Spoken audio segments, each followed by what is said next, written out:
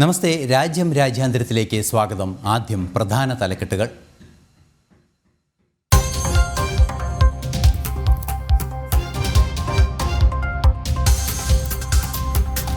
ചരിത്രം കുറിച്ച് മോദിയുടെ ശ്രീലങ്ക സന്ദർശനം.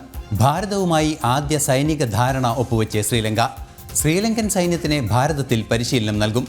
പരസ്പരം സാങ്കേതികവിദ്യ കൈമാറാനും ധാരണ. പ്രധാനമന്ത്രിക്ക് ശ്രീലങ്കയുടെ പരമോന്നത സിവിലിയൻ ബഹുമതി മിത്രവിഭൂഷൺ സമ്മാനിച്ച് ശ്രീലങ്ക.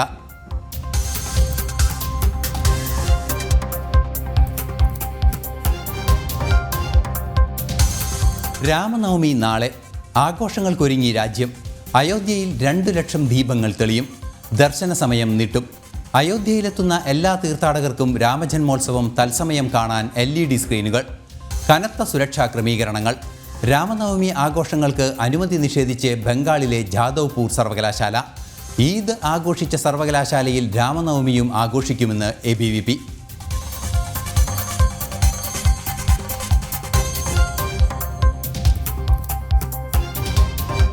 രാമനവമി ദിനത്തിൽ നരേന്ദ്രമോദി രാമേശ്വരത്ത്. പുനർനിർമ്മിച്ച പാമ്പൻ പാലം രാഷ്ട്രത്തിന് സമർപ്പിക്കും. പ്രധാനമന്ത്രി ഉദ്ഘാടനം ചെയ്യുന്നത് രാജ്യത്തെ ആദ്യ വെർട്ടിക്കൽ ലിഫ്റ്റ് റെയിൽവേ കടൽപ്പാലം.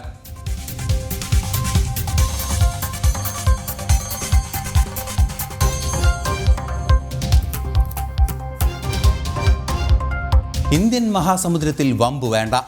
എല്ലാ രാഷ്ട്രങ്ങളുടെയും താൽപ്പര്യവും പരമാധികാരവും ഉറപ്പാക്കാൻ ഭാരതം പ്രതിജ്ഞാബദ്ധമെന്ന് രാജ്നാഥ് സിംഗ്. സൈനിക സാമ്പത്തിക വമ്പിന്റെ കരുത്തിൽ ആരെയും അടിച്ചമർത്തുന്നില്ലെന്ന് ഭാരത നാവികസേന ഉറപ്പാക്കുമെന്നും നേവൽ കമാൻഡേഴ്സ് കോൺഫറൻസിൽ പ്രതിരോധ മന്ത്രി.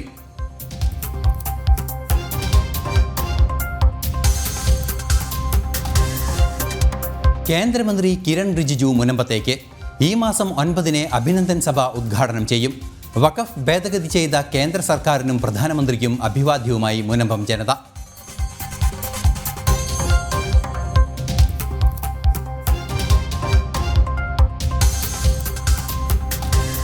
മാവോയിസ്റ്റുകൾക്ക് മുന്നറിയിപ്പുമായി കേന്ദ്ര സർക്കാർ. വികസനത്തിന്റെ പാതയിൽ ആയുധവുമായി തടസ്സം നിൽക്കരുതെന്ന് അമിത്ഷാ. അടുത്ത മാർച്ചോടെ രാജ്യത്തുനിന്ന് ചുവപ്പ് ഭീകരത തുടച്ചു നീക്കുമെന്നും കേന്ദ്ര ആഭ്യന്തരമന്ത്രി.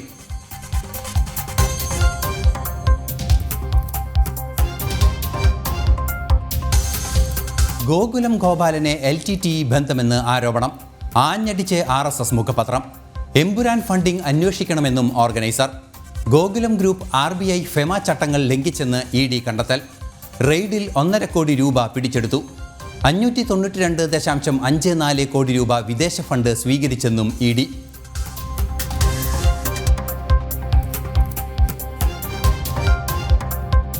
IPL-ൽ 2 മത്സരങ്ങൾ. ഡൽഹിക്കെതിരെ ചെന്നൈ പതറുന്നു. വിജയലക്ഷ്യം 184 റൺസ്. രാജസ്ഥാൻ പഞ്ചാബ് പോരാട്ടം രാത്രി 7:30. നായകനായി സഞ്ജു.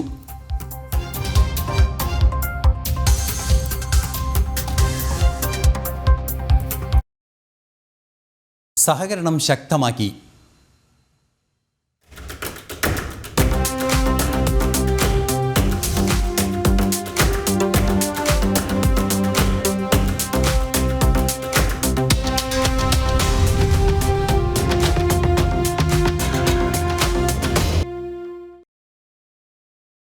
ശ്രീലങ്കയുടെ പരമോന്നത ബഹുമതിയായ മിത്രവിഭൂഷൺ അവാർഡ് പ്രധാനമന്ത്രിക്ക് സമ്മാനിച്ച് പ്രസിഡന്റ് അനുര കുമാര ദിസനായകെ.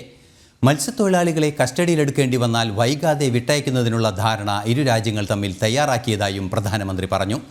അയൽക്കാർ ഒന്നാമത് എന്ന വിദേശ നയത്തിൽ ശ്രീലങ്കയ്ക്ക് മികച്ച പ്രാധാന്യം ഭാരതം നൽകുന്നുവെന്നും പ്രധാനമന്ത്രി പറഞ്ഞു.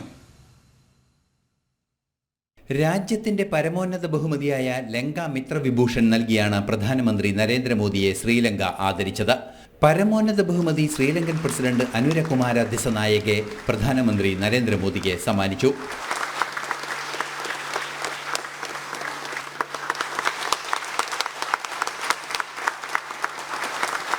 $140 കോടി ജനങ്ങൾക്കുള്ള അവാർഡാണ് ഏറ്റുവാങ്ങുന്നതെന്ന് പ്രധാനമന്ത്രി പറഞ്ഞു. ശ്രീലങ്കയുമായുള്ള ചരിത്രപരമായ ബന്ധത്തിന് ലഭിച്ചതാണ് മിത്രവിഭൂഷൺ ബഹുമതിയെന്നും പ്രധാനമന്ത്രി അറിയിച്ചു. श्रीलंका मित्र विभूषण से सम्मानित किया जाना मेरे लिए गौरव की बात है.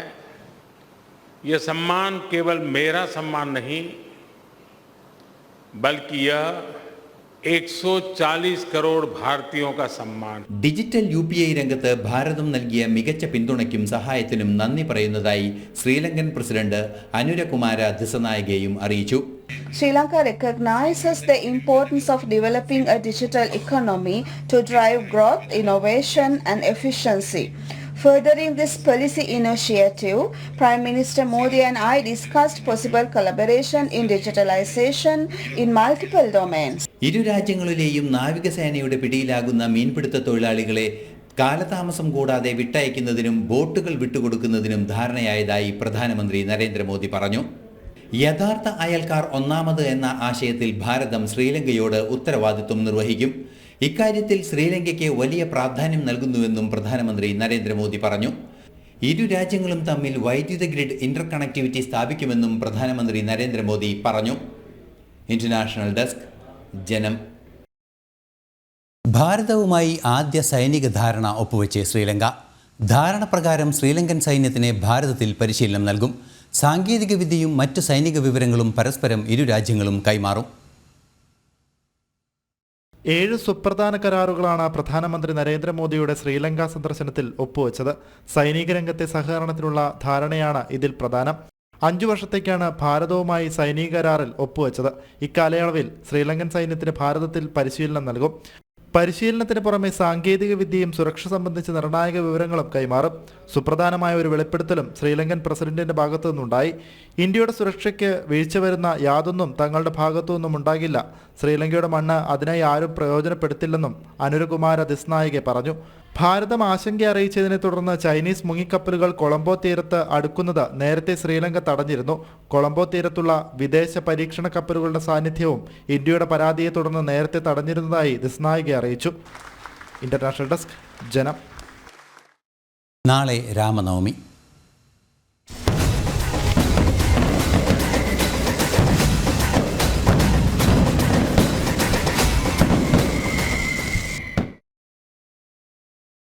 രാമനവമി നാളെ. ആഘോഷങ്ങൾക്കൊരുങ്ങി രാജ്യം. അയോധ്യയിലുൾപ്പെടെ കനത്ത സുരക്ഷ. ഗതാഗത ക്രമീകരണങ്ങൾ ഏർപ്പെടുത്തിയതായി ഉത്തർപ്രദേശ് DGP പ്രശാന്ത് കുമാർ. അയോധ്യയെ വിവിധ സോണുകളായും സെക്ടറുകളായും തിരിച്ചാണ് സുരക്ഷാ ക്രമീകരണങ്ങൾ. അയോധ്യയിൽ 14 ഇടങ്ങളിൽ പ്രാഥമികാരോഗ്യ കേന്ദ്രങ്ങൾ സ്ഥാപിച്ചിട്ടുണ്ട്. രാമജന്മോത്സവത്തിൻ്റെ തത്സമയ സംപ്രേഷണം വിവിധ LED സ്ക്രീനുകളിലൂടെ അയോധ്യയിലെത്തുന്ന എല്ലാ തീർത്ഥാടകർക്കും ലഭ്യമാകും. ഭക്തരുടെ എണ്ണം വർദ്ധിച്ചു വന്നിരുന്നതിനാൽ ദർശന സമയം നീട്ടാൻ രാം മന്ദിർ ട്രസ്റ്റ് തീരുമാനിച്ചിട്ടുണ്ട്. ക്ഷേത്ര പരിസരത്ത് തിരക്ക് നിയന്ത്രിക്കുന്നതിന് കൂടുതൽ ജീവനക്കാരെ വിന്യസിക്കും. അയോധ്യയിൽ 2 ലക്ഷത്തിലധികം ദീപങ്ങൾ തെളിയിക്കുമെന്ന് UP സർക്കാർ അറിയിച്ചു.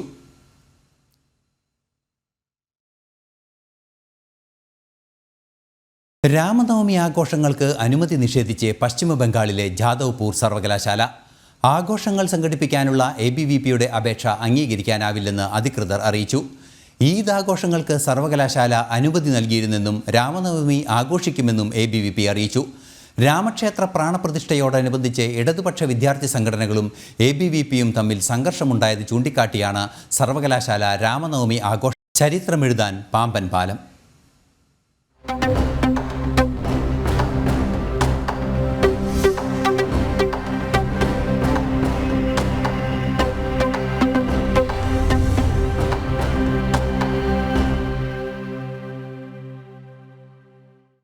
രാജ്യത്തെ ആദ്യ വെർട്ടിക്കൽ ലിഫ്റ്റ് റെയിൽവേ കടൽപ്പാലം രാമേശ്വരത്ത് പ്രധാന സേവകൻ നാളെ രാജ്യത്തിനായി സമർപ്പിക്കും.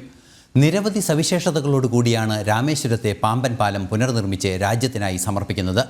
ഉദ്ഘാടനത്തിന് മുന്നോടിയായുള്ള അന്തിമ ട്രയൽ റൺ അടക്കം പൂർത്തിയായി.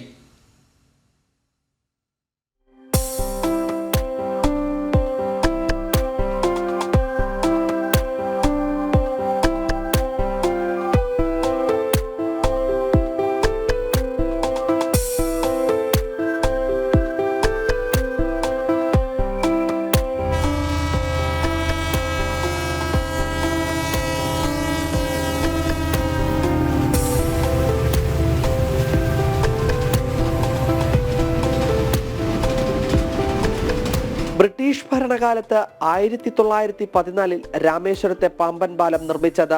തുടർന്ന് അപകടാവസ്ഥയിലായ പാലത്തിലൂടെയുള്ള ട്രെയിൻ ഗതാഗതം 2022 ഡിസംബർ 23 നിർത്തിവെച്ചു. പിന്നീട് പുതിയ പാലം നിർമ്മിച്ച് രാമേശ്വരത്തേക്കും ധനുഷ്കോടിയിലേക്കും എത്തുന്ന ഭക്തർക്ക് യാത്രാ സൗകര്യമൊരുക്കാൻ കേന്ദ്ര സർക്കാർ തീരുമാനമെടുത്തു. 2019 നവംബറിൽ പുതിയ പാമ്പൻ പാലത്തിന് പ്രധാനമന്ത്രി നരേന്ദ്രമോദി തറക്കല്ലിട്ടത്.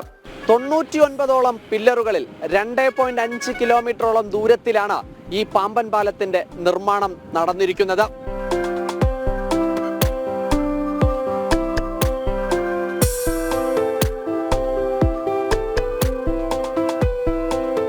$535 കോടി രൂപയാണ് പാലത്തിന്റെ നിർമ്മാണ ചെലവ്.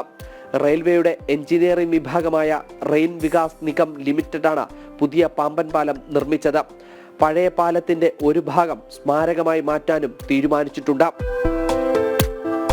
രാജ്യത്ത് ആദ്യമായിട്ടാണ് വെർട്ടിക്കൽ ലിഫ്റ്റ് റെയിൽവേ പാത നിർമ്മിക്കപ്പെടുന്നത്. പുതിയ പാമ്പൻ പാലം കുത്തനെ ഉയർത്താനും താഴ്ത്താനും ഇലക്ട്രോ മെക്കാനിക്കൽ വെർട്ടിക്കൽ ലിഫ്റ്റാണ് ഉപയോഗിക്കുന്നത്. പാലം ഉയർത്താൻ 3 മിനിറ്റും താഴ്ത്താൻ 2 മിനിറ്റുമാണ് സമയം. 22 മീറ്റർ വരെ സമുദ്രനിരപ്പിൽ നിന്നും ഉയർത്താനും സാധിക്കും. പഴയ പാലത്തിന് 1.5 മീറ്റർ മാത്രമായിരുന്നു ഉയർത്താൻ കഴിയുക. ഇതോടെ കൂടുതൽ വലിപ്പമുള്ള ബോട്ടുകളും കപ്പലുകളും സഞ്ചരിക്കാനും സാധിക്കും. മണിക്കൂറിൽ 75 കിലോമീറ്റർ വരെ വേഗത്തിൽ ട്രെയിനുകൾക്ക് സഞ്ചരിക്കാനും കഴിയും പുതിയ പാലത്തിലൂടെ. പഴയ പാലത്തിലൂടെ മണിക്കൂറിൽ 10 കിലോമീറ്റർ മാത്രമായിരുന്നു വേഗതയിലാണ് ട്രെയിൻ സഞ്ചരിച്ചിരുന്നത്. ഭാവിയിൽ റെയിൽവേ വൈദ്യുതീകരണം കൂടി സാധ്യമാകുന്ന വിധത്തിലാണ് പാലം നിർമ്മാണം നടത്തിയിരിക്കുന്നത്.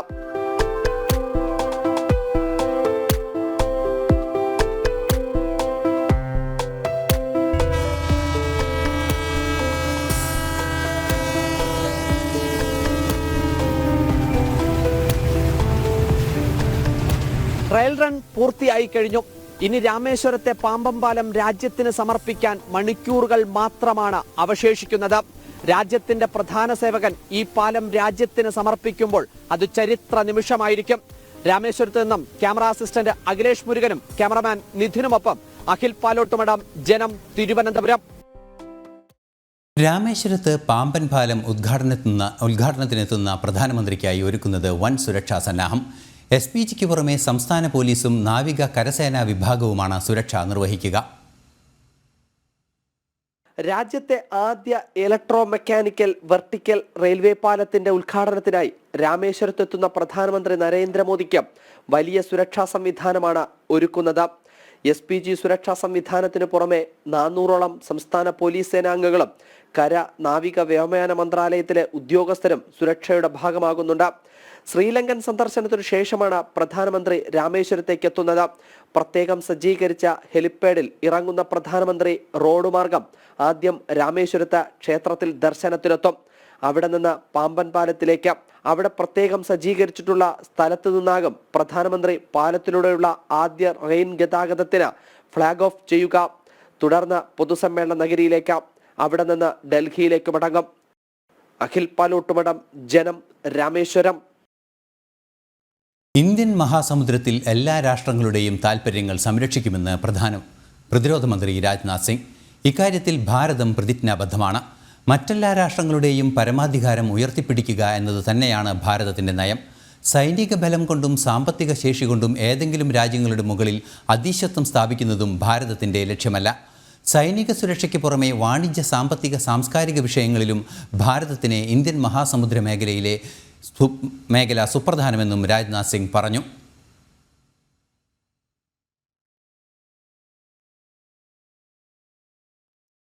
പ്രധാനമന്ത്രി നരേന്ദ്രമോദിയുടെ നേതൃത്വത്തിൽ ഭാരതം എല്ലാ മേഖലയിലും കുതിപ്പിൻ്റെ പാതയിലെന്ന് ഉത്തർപ്രദേശ് മുഖ്യമന്ത്രി യോഗി ആദിത്യനാഥ്. 10 വർഷം കൊണ്ട് 11ാം സ്ഥാനത്ത് നിന്ന് 5ാം സ്ഥാനത്തേക്ക് രാജ്യത്തിൻ്റെ സാമ്പത്തിക വ്യവസ്ഥയെ എത്തിച്ചത് മോദി സർക്കാരാണ്. അടുത്ത 2 വർഷത്തിൽ 3ാം സ്ഥാനത്തേക്ക് മാറ്റുമെന്നും യോഗി പറഞ്ഞു. बहनों और भाइयों, यही नया भारत है जहां बिना भेदभाव के कार्य होता है. प्रधानमंत्री मोदी जी के नेतृत्व में आज पूरा देश एक नए भारत का दर्शन कर रहा है. जो भारत बिना भेदभाव के योजनाओं का लाभ सबको देता है. क्या गांव, क्या गरीब, क्या किसान, क्या नौजवान, क्या महिलाएं, क्या बच्चे. कार्यक्रम में आने के पहले मैंने यहां पे 24 दिन के बच्चों से मुलाकात करने का मुझे अवसर प्राप्त हुआ. മാവോയിസ്റ്റുകൾക്ക് മുന്നറിയിപ്പ് നൽകി കേന്ദ്ര ആഭ്യന്തരമന്ത്രി അമിത്ഷാ. വികസനത്തിൻ്റെ പാതയിൽ ആയുധവുമായി തടസ്സം നിൽക്കരുത്. കീഴടങ്ങുന്നവർക്ക് നിയമം അനുസരിച്ച് ഇളവ് ലഭിക്കും. അടുത്ത മാർച്ചോടെ രാജ്യത്ത് നിന്ന് ഈ ചുവപ്പ് ഭീകരത പൂർണ്ണമായും തുടച്ചു നീക്കുമെന്നും അമിത്ഷാ ദണ്ഡേവാഡയിൽ പറഞ്ഞു. അതേസമയം 3 മാസത്തിനിടെ 521 ഭീകരരാണ് കീഴടങ്ങിയത്. ഛത്തീസ്ഗഡിൽ ദന്തേവാഡയിൽ സംസാരിക്കവെയാണ് ഒന്നുകിൽ കീഴടങ്ങുക അല്ലെങ്കിൽ കടുത്ത നടപടി നേരിടേണ്ടി വരുമെന്ന് മാവോയിസ്റ്റ് ഭീകരർക്ക് കേന്ദ്ര ആഭ്യന്തരമന്ത്രി അമിത്ഷാ മുന്നറിയിപ്പ് നൽകിയത്.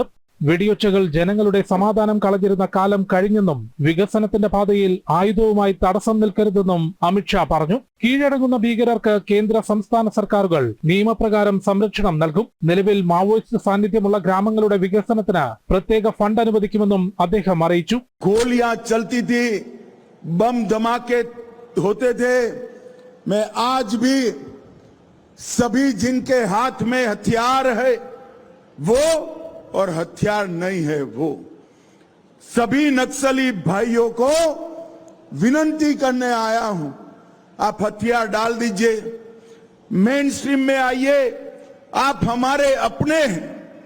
कोई भी नक्सली मारा जाता है, किसी को आनंद नहीं होता है, मगर इस क्षेत्र को विकास चाहिए।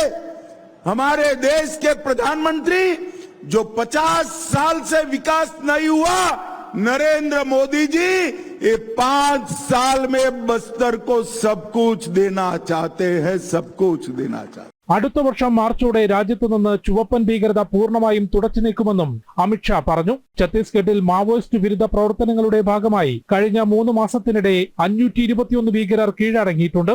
മാർച്ച് 28-ന് സുക്മ ദന്തേവാഡ അതിർത്തിയിലുണ്ടായ ഏറ്റുമുട്ടലിൽ 16 കമ്മ്യൂണിസ്റ്റ് ഭീകരരും ബീജാപൂർ കാങ്കർ മേഖലകളിലുണ്ടായ ഏറ്റുമുട്ടലിൽ 22 ഭീകരരും കൊല്ലപ്പെട്ടിരുന്നു. ജനം, ഡൽഹി. ഈ വാർത്തയുടെ കൂടുതൽ വിശദാംശങ്ങളുമായി ഡൽഹിയിൽ നിന്നും ജിഷ്ണു നമ്മളോടൊപ്പം ചേരുന്നുണ്ട്. ജിഷ്ണു, നമുക്ക് അദ്ദേഹത്തിൻ്റെ വാക്കുകളിൽ നിന്ന് തന്നെ മനസ്സിലാക്കാൻ സാധിച്ചു. വളരെ കൃത്യമായി അദ്ദേഹം പറയുകയും ചെയ്തു, ഈ 2026 കൂടി ഈ ഭീകരത, മാവോയിസ്റ്റ് ഭീകരത പൂർണ്ണമായും ഭാരതത്തിൽ നിന്ന് തുടച്ചു നീക്കും. നിങ്ങൾ ആയുധം താഴെ വയ്ക്കൂ. മാവോയിസ്റ്റുകളോടായി പറഞ്ഞത്, നിങ്ങൾ ആയുധം താഴെ വയ്ക്കൂ, മുഖ്യധാരയിലേക്ക് വരൂ, നിങ്ങളുടെ വികസനം ഞങ്ങൾ ഉറപ്പാക്കാമെന്നാണ്. കൃത്യമായൊരു സന്ദേശം തന്നെയല്ലേ ഇതുകൊണ്ട് അമിത്ഷാ ഉദ്ദേശിച്ചത്?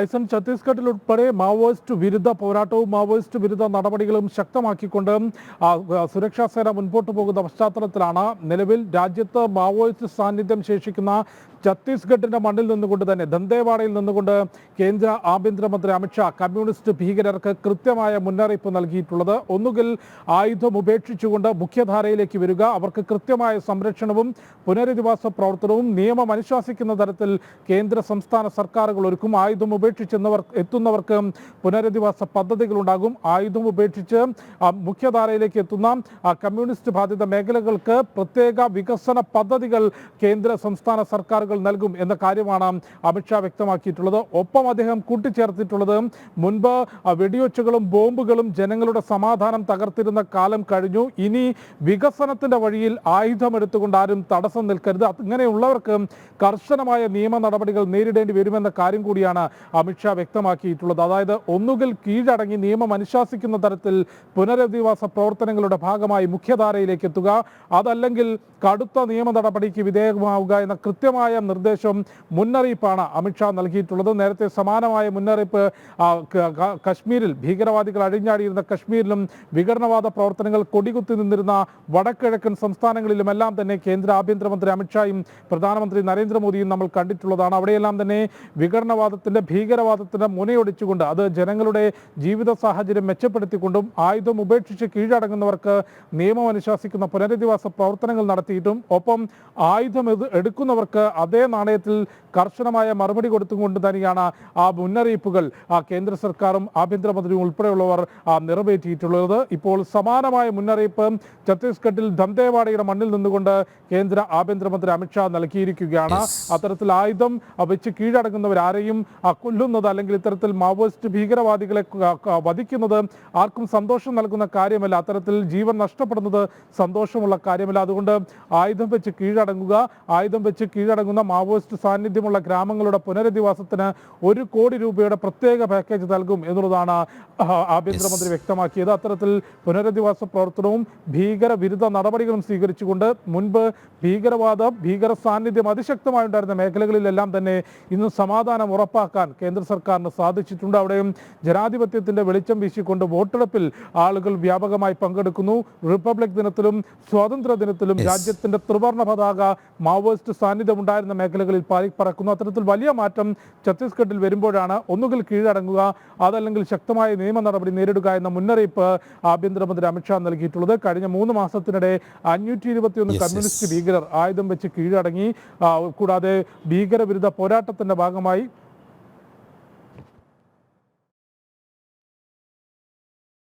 യുക്രൈനിൽ നടന്ന മിസൈൽ ആക്രമണം സ്ഥിരീകരിച്ച് റഷ്യ. ആക്രമണത്തിൽ 9 കുട്ടികൾ ഉൾപ്പെടെ 18 പേർ കൊല്ലപ്പെട്ടതായി വൊളോഡിമർ സെലൻസ്കി അറിയിച്ചു. ക്രിവീറിയ നഗരത്തിലാണ് ആക്രമണമുണ്ടായത്. ക്രിവീറിയ നഗരത്തിൽ രാത്രിയായിരുന്നു ആക്രമണം. വൻതോതിൽ ആക്രമണം നടന്നതിൽ നിരവധി നാശനഷ്ടങ്ങൾ ഉണ്ടായി. മധ്യ യുക്രൈൻ നഗരത്തിൽ നടന്ന റഷ്യൻ മിസൈൽ ആക്രമണത്തിൽ 9 കുട്ടികൾ ഉൾപ്പെടെ 18ഓളം പേർ കൊല്ലപ്പെട്ടു. വെടിനിർത്തൽ ചർച്ചകൾ ആരംഭിച്ചതിനു ശേഷമുള്ള അതിശക്തമായ റഷ്യൻ ആക്രമണമാണ് യുക്രൈനിൽ നടന്നത്. എന്നാൽ വൈദ്യുതി ഉൽപാദന കേന്ദ്രങ്ങളെ റഷ്യ ആക്രമിച്ചില്ല. വെടിനിർത്തൽ ധാരണ അംഗീകരിച്ചില്ലെങ്കിൽ കടുത്ത നടപടിയുണ്ടാകുമെന്ന് അമേരിക്കൻ പ്രസിഡന്റ് മുന്നറിയിപ്പ് നൽകിയിരുന്നു. അധിക താരിഫ് ചുമത്തുമെന്ന മുന്നറിയിപ്പ് പോലും റഷ്യക്ക് നൽകിയിരുന്നു. എന്നാൽ യൂറോപ്യൻ യൂണിയനിലുള്ള രാജ്യങ്ങളും അമേരിക്കയും ഇതുവരെ പ്രതികരിച്ചിട്ടില്ല. ഇന്റർനാഷണൽ ഡെസ്ക് ജനം. രാജ്യാന്തരം സമാപിക്കുന്നു. ഇനി നാളെ കാണാം. നമസ്തേ.